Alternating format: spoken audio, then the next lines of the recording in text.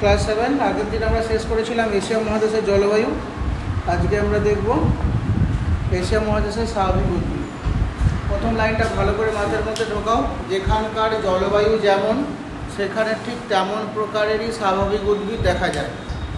কি বললাম লাইনটা? যেখানে আমরা যে জলবায়ু দেখতে পাবো সেখানে ঠিক তেমনই স্বাভাবিক উদ্ভিদ দেখা যাবে। আসলে লাইনটা বুঝতে পেরেছি। এই লাইনটা বুঝতে না পারলে স্বাভাবিক উদ্ভিদ কোনটা বুঝতে পারবে না। যেই পড়া যেমন নবী পড়া, যেখানকার জলবায়ু যেমন হবে সেখানে ঠিক তেমন প্রকারের স্বাভাবিক উদ্ভিদ দেখা যাবে। অর্থাৎ স্বাভাবিক উদ্ভিদের প্রকৃতি নির্ধারণ করে সেখানকার জলবায়ু। স্বাভাবিক উদ্ভিদের প্রকৃতি নির্ধারণের ক্ষেত্রে সব থেকে গুরুত্বপূর্ণ ভূমিকা থাকে সেই অঞ্চলের জলবায়ু। সেখানে জলবায়ু যেমন হবে সেখানকার স্বাভাবিক উদ্ভিদের প্রকৃতিও ঠিক তেমনই হবে। জলবায়ুর মধ্যে দুটো ফ্যাক্টর হচ্ছে সব থেকে বেশি। কোন দুটো সব থেকে বেশি গুরুত্বপূর্ণ? কোন দুটো ফ্যাক্টর সব থেকে বেশি গুরুত্বপূর্ণ? একটা হচ্ছে উষ্ণতা আর একটা হচ্ছে বৃষ্টিপাত। স্বাভাবিক উদ্ভিদের প্রকৃতি নির্ধারণেতে জলবায়ুর ভূমিকা সব থেকে বেশি গুরুত্বপূর্ণ। অর্থাৎ কোন স্থানের জলবায়ু যেমন হবে সেখানকার স্বাভাবিক উদ্ভিদের প্রকৃতিও ঠিক তেমনই হবে। জলবায়ুর মধ্যে সব থেকে গুরুত্বপূর্ণ ভূমিকা রাখে উষ্ণতা আর বৃষ্টিপাত। কোন অঞ্চলে উষ্ণতা এবং বৃষ্টিপাত দুটোই যদি খুব বেশি হয়, মন দিয়ে ভালো করে শোনো, যত উঁচু ক্লাস পর্যন্ত যাবে ভূগোল, যতদিন পড়বে যত উঁচু ক্লাস পর্যন্ত যাবে এই কথাগুলো সবসময় মনে রাখবে। এটা মাস্টার ক্লাস করে দিচ্ছি। উষ্ণতা এবং বৃষ্টিপাত দুটোই যদি বেশি হয় তাহলে সেখানে আমরা চিরহরিত অরণ্য দেখতে পাবো।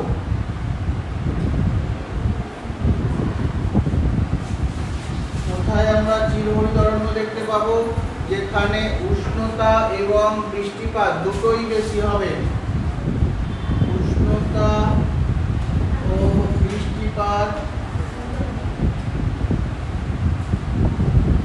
অনেক বেশি। অনেকটা কত? বার্ষিক গড় উষ্ণতা 30 ডিগ্রি সেন্টিগ্রেডের বেশি হতে হবে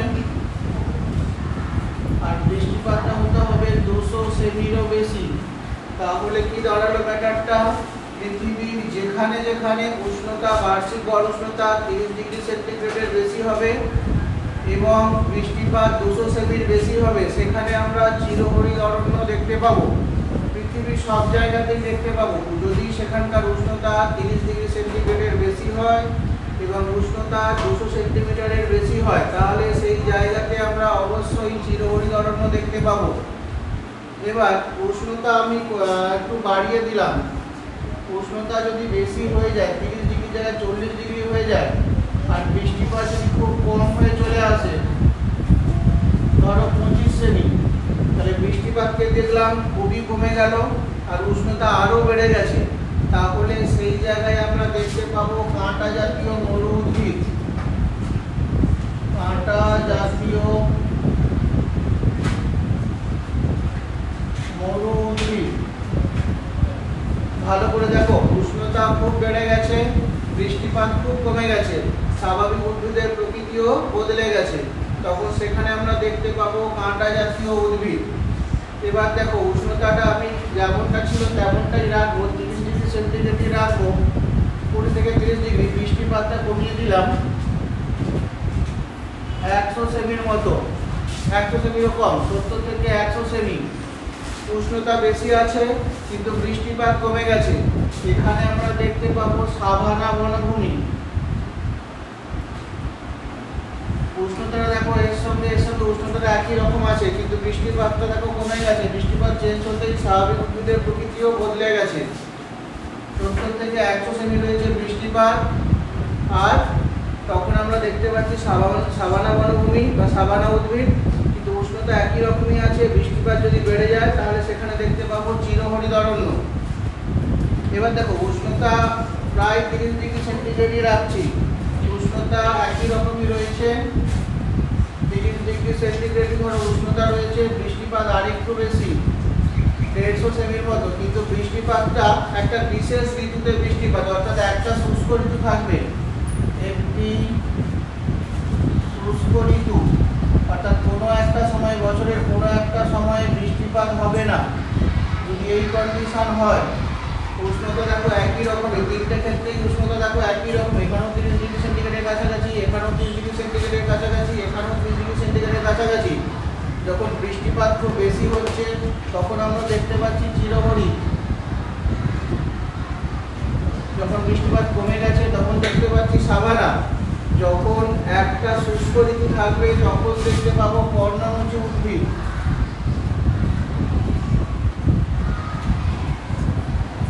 আবার স্বাভাবিক উদ্ভিদের প্রকৃতি পাল্টে গেল, একটা শুষ্ক ঋতু যোগ হতেই উদ্ভিদের প্রকৃতি পাল্টে গেল। এবার দেখো উষ্ণতা কমিয়ে দিলাম, উষ্ণতা আসলো 20 ডিগ্রি সেন্টিগ্রেডের কাছাকাছি, 15 থেকে 20 ডিগ্রি।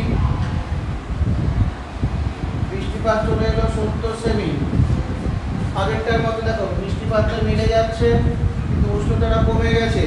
সেক্ষেত্রে আমরা এখানে দেখতে পাবো নাতিশীতোষ্ণ তৃণভূমি, নাতিশীতোষ্ণ তৃণভূমি। উষ্ণতাও কমে গেল, বৃষ্টিপাতের পরিমাণও কমে গেল। কমে কত আসলো? উষ্ণতা আসলো 15 থেকে 20 ডিগ্রি সেন্টিগ্রেড, বৃষ্টিপাত কমে গেল 70 সেমি। দেখো এর সঙ্গে বৃষ্টিপাতটা প্রায় মিল আছে, কিন্তু উষ্ণতাটা দেখো কমে গেছে। উষ্ণতা বেশি ছিল বলে সাভানা ছিল, এখন উষ্ণতা কমে যেতে হয়ে গেল নাতিশীতোষ্ণ তৃণভূমি। এবার আমরা উষ্ণতাটাকে আরো কমিয়ে দেবো, উষ্ণতা কমে চলে এলো 10 ডিগ্রি সেন্টিগ্রেডের কম, বৃষ্টিপাতও চলে এলো 25 সেমিরও কম। এইটার দিকে দেখো এখানে কি ছিল? উষ্ণতা বেশি ছিল, উষ্ণতা বেশি ছিল, বৃষ্টিপাত কম ছিল। এখানে দেখো উষ্ণতাও কম, বৃষ্টিপাতও কম। এখানে দেখতে পাবো মেরু উদ্ভিদ, মেরু অরণ্য বা মেরু উদ্ভিদ। তাহলে স্বাভাবিক উদ্ভিদের প্রকৃতি নির্ধারণে সব থেকে গুরুত্বপূর্ণ ভূমিকা থাকে সেই অঞ্চলের জলবায়ু। জলবায়ুর মধ্যে মূলত দুটো জিনিস, উষ্ণতা এবং বৃষ্টিপাত। যখনই খুব বেশি উষ্ণতা এবং খুব বেশি বৃষ্টিপাত হবে কোনো জায়গায়, সেখানে চিরহরিৎ অরণ্য দেখতে পাবো। এবার একটা একটা পয়েন্টে ঢুকি। আশা করি এই জায়গাটা বুঝে গেছো, কোনো জায়গার উদ্ভিদ কেমন হবে, গাছ কেমন জন্মাবে, সেখানে কে ঠিক করে দেবে? সেখানকার জলবায়ু। কোন জায়গার গাছ কেমন হবে, গাছের পাতা কেমন হবে, কাণ্ড হবে, সেটা ঠিক করে দেবে সেখানকার জলবায়ু। চিরহরিৎ বৃষ্টি অরণ্য।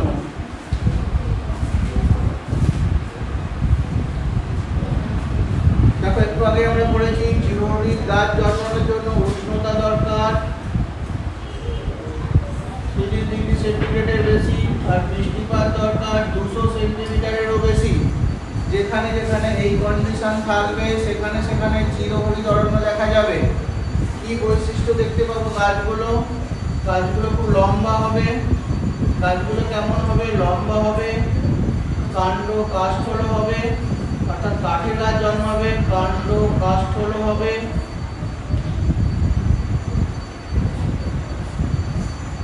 পাতা খুব চওড়া চওড়া হবে, পাতা চওড়া হবে।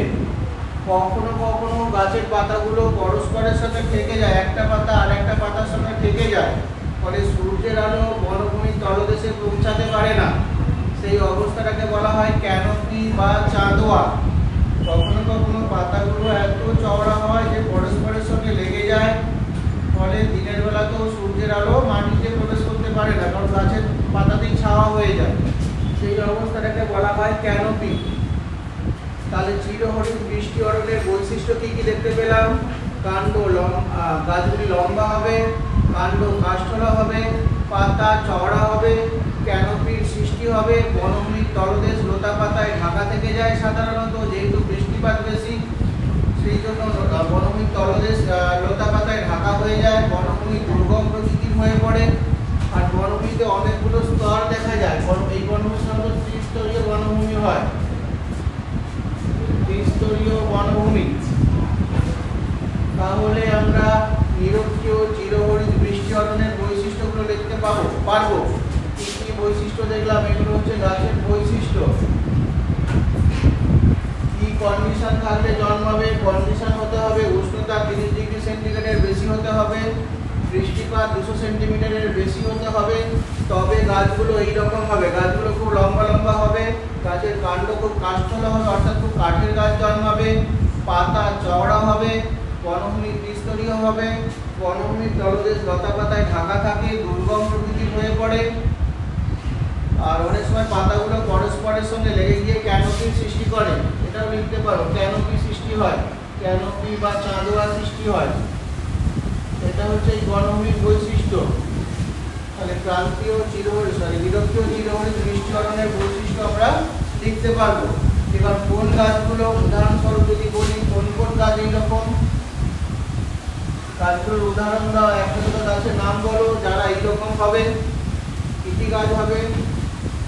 6-7টা গাছের নাম মুখস্থ করে রাখিও, প্রতি ক্লাস করতে কাজে লাগবে। রোজউড, আয়রনউড, রবার, সেগুন, মেহগিনি, বাঁশ, বেত ইত্যাদি।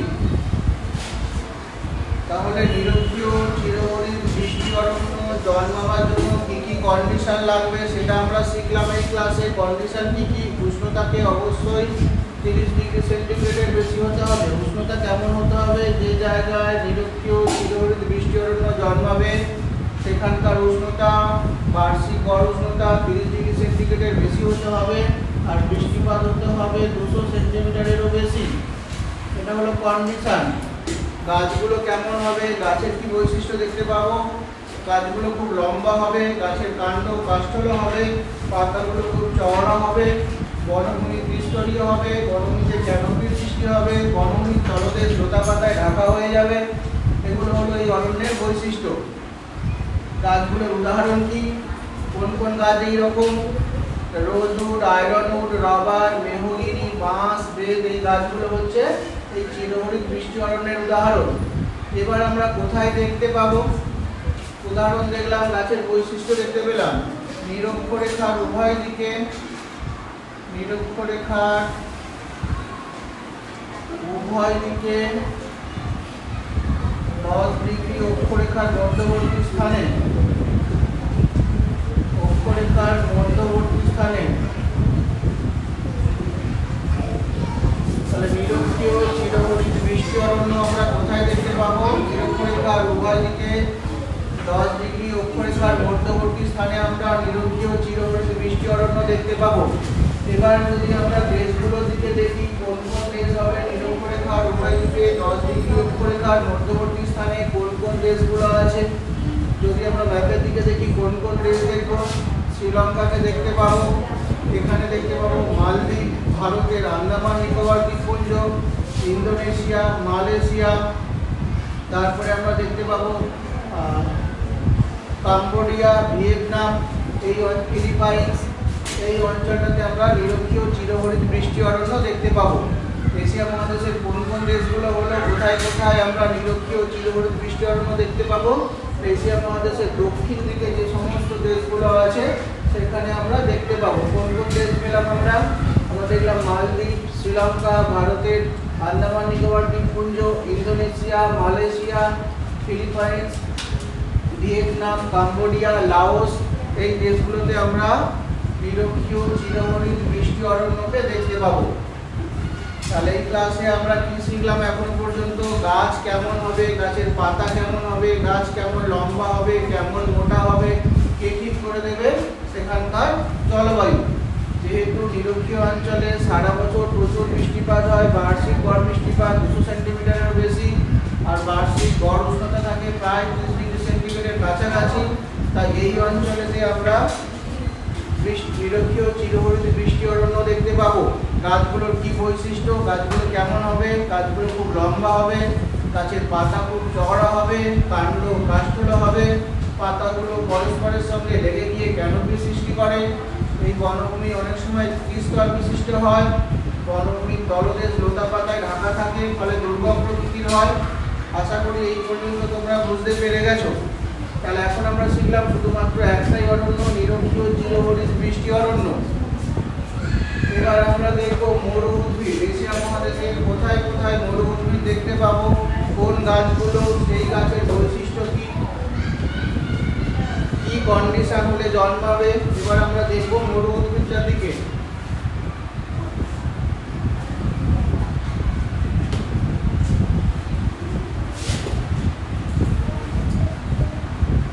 মরু উদ্ভিদ অনেকগুলো নাম আছে, মরু উদ্ভিদ বা কাঁটা জাতীয় উদ্ভিদ, কাঁটা জাতীয় উদ্ভিদ বা ক্যাকটাস বা জেরোফাইট,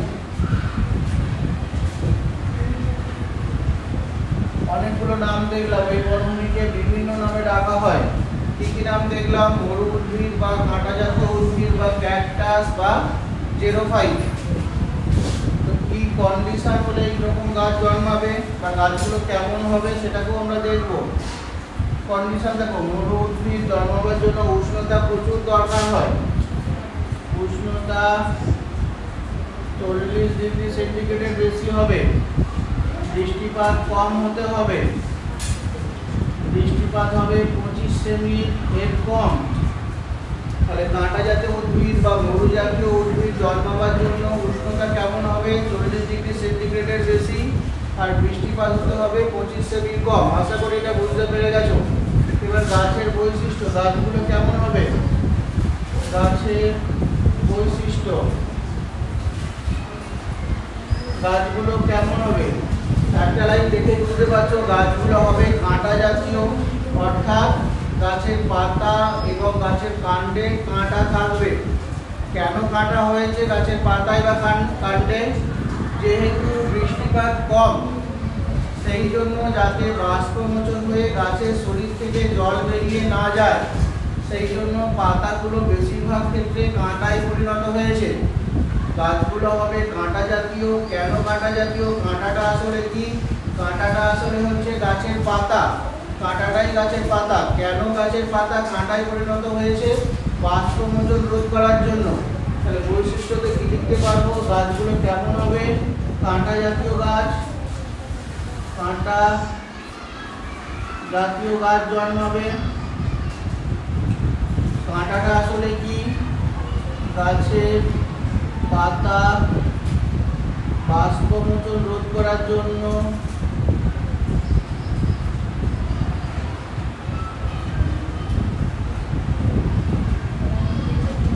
কাঁটায় পরিণত হবে, কাঁটায় পরিণত হয়। অনেক সময় কাণ্ড আর পাতায় মোমের আবরণ থাকে। একই কারণ, মোমের আবরণ। কাণ্ড আর পাতায় মোমের আবরণ থাকে। কেন মোমের আবরণ থাকে? যাতে বাষ্পমোচন হয়ে গাছের শরীর থেকে জল বেরিয়ে না যায়। বৃষ্টিপাত কম বলে এমনি জলের পরিমাণ কম, তার উপর যদি গাছের শরীর থেকে জল বেরিয়ে যায় গাছ শুকিয়ে মারা যাবে। সেই জন্য গাছের কাণ্ড এবং পাতায় মোমের আবরণ দেখতে পাই। আর কি বৈশিষ্ট্য দেখতে পাবো? যেহেতু জল খুব কম, সেই জন্য মূলগুলো মাটির অনেক গভীরে যায়। জল সংগ্রহের জন্য মূল অনেক গভীরে যায়, অর্থাৎ গাছের মূলতন্ত্র সুগঠিত হয়। গাছের মূল কেমন হবে? মূল মাটির অনেক গভীরে যাবে। কেন অনেক গভীরে যাবে? যেহেতু জল পাওয়া যায় না, তাই জল সংগ্রহের জন্য গাছের মূল মাটির অনেক গভীরে যাবে। আশা করি এই পর্যন্ত বুঝতে পেরেছো। আর একটা বৈশিষ্ট্য চাই লিখতে পারবে, গাছগুলির উচ্চতা কম হয়, উচ্চতা কম, গুল্ম জাতীয় ঝোপঝাড়, গুল্ম জাতীয় ঝোপঝাড় গাছ। গাছগুলো সাধারণত হয় গুল্ম জাতীয় ঝোপঝাড়, উচ্চতা কম হয়, তবে ব্যতিক্রম লক্ষ্য করা যায়। এবার বলো কোন কোন গাছগুলো এইরকম হবে তোমরা চেনো? এমন গাছ বলো যার পাতা কাঁটায় পরিণত হয়েছে। একটা দুটো গাছকে তো চেনোই, যেমন ধরো খেজুর গাছ। দেখেছো খেজুর গাছের কাঁটাটা আসলে গাছের পাতা। খেজুর, তাল, অ্যাকেসিয়া, তেসিরা। খেজুর, তাল, অ্যাকেসিয়া, তেসিরা, ফণিমনসা।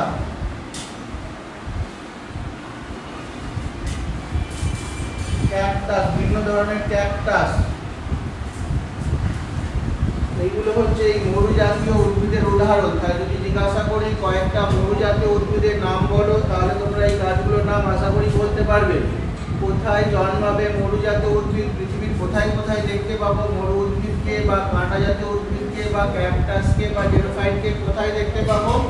কোথায় দেখতে পাবো? যেখানকার উষ্ণতা 40 ডিগ্রি সেন্টিগ্রেডের বেশি হবে এবং বৃষ্টিপাত 25 সেন্টিমিটারের কম হবে, সেই সমস্ত জায়গাতে এই রকম গাছ জন্মাবে। এইরকম বলতে কোন রকম? গাছগুলো অবশ্যই কাঁটা জাতীয় হবে, গাছের কাণ্ড পাতায় মোমের আবরণ থাকবে। কেন? কারণ বাষ্পমোচন রোধ করার জন্য অনেক ক্ষেত্রে গাছের পাতাই কাঁটায় পরিণত হয়ে যায় যাতে বাষ্পমোচন না হয়। আর যেহেতু জল পাওয়া যায় না, তাই জল সংগ্রহের জন্য গাছের মূল মাটির অনেক গভীরে যায়। গাছগুলোর উচ্চতা সাধারণত কম হয়, গাছগুলো গুল্ম জাতীয় ঝোপঝাড় হয়। এবার গাছের উদাহরণ, কোন কোন গাছ এইরকম আমরা দেখেছি? কোন কোন গাছ? খেজুর আছে, তাল, অ্যাকেসিয়া, তেসিরা, পরিমনসা, ক্যাকটাস, এগুলো হচ্ছে সব মরু উদ্ভিদের উদাহরণ। এই গাছগুলো সাধারণত মরুভূমিতে জন্মায়। এবার এশিয়া মহাদেশের কোথায় দেখবো? আমরা ম্যাপের দিকে দেখি এশিয়া মহাদেশের কোথায় আমরা জেরোফাইট দেখতে পাবো বা মরু জাতীয় উদ্ভিদ দেখতে পাবো। যেখানে যেখানে মরুভূমি রয়েছে এশিয়া মহাদেশে, যেখানে যেখানে মরুভূমি রয়েছে সেখানে সেখানে আমরা মরু উদ্ভিদ দেখতে পাবো। কোথায় কোথায় মরুভূমি রয়েছে আমি অনেকবার ম্যাপেতে তোমাদের দেখিয়েছি, আবারও দেখাবো। আরব মরুভূমি, এই অঞ্চলটাতে আরব মরুভূমি এইখানটাতে দেখতে পাবো। আরব মরুভূমি এইখানটাতে আমরা দেখতে পাবো। থর মরুভূমি, থর মরুভূমি, আর এখানটায় আমরা দেখতে পাবো মঙ্গোলিয়ার মরুভূমি, গভীর মরুভূমি। এই জায়গাটা গভীর মরুভূমি। তাহলে এই জায়গাগুলোতে আমরা ক্যাকটাস জাতীয় উদ্ভিদ দেখতে পাবো। কোথায় কোথায় ক্যাকটাস দেখতে পাবো, কোথায় কোথায় মরু উদ্ভিদ দেখতে পাবো, বা কোথায় কোথায় আমরা জেরোফাইট দেখতে পাবো? এশিয়া মহাদেশের কোথায় কোথায় দেখতে পাবো? এশিয়া মহাদেশের এই তিনটে জায়গাতে আমরা মরু উদ্ভিদ দেখতে পাই, গভীর মরুভূমিতে, থর মরুভূমিতে আর আরব মরুভূমিতে। এই পর্যন্ত কারো কোনো অসুবিধা হওয়ার কথা নয়, একদম সহজ জিনিস। তাহলে আজকের ক্লাসে আমরা মেনলি কি শিখলাম? স্বাভাবিক উদ্ভিদের প্রকৃতি নির্ধারণ করে কে? সেখানকার জলবায়ু। জলবায়ুর মধ্যে সব থেকে গুরুত্বপূর্ণ ভূমিকা কার? সব থেকে বেশি ভূমিকা রয়েছে সেখানকার বৃষ্টিপাত এবং উষ্ণতা। উষ্ণতা যদি খুব বেশি হয়, বৃষ্টিপাতও খুব বেশি হয়, তাহলে সেখানে আমরা চিরহরিৎ বৃষ্টি অরণ্য দেখতে পাবো। যদি উষ্ণতা খুব বেশি হয়ে যায় আর বৃষ্টিপাত খুব কম হয়ে যায়, তখন আমরা সেখানে কাঁটা জাতীয় উদ্ভিদ দেখতে পাবো। দুটো উদ্ভিদ আজকে পড়ালাম, একটা হচ্ছে এশিয়া মহাদেশের কোথায় কাঁটা জাতীয় উদ্ভিদ দেখা যায়, আর একটা হচ্ছে এশিয়া মহাদেশের কোথায় নিরক্ষীয় চিরহরিৎ বৃষ্টি অরণ্যকে আমরা দেখতে পাই।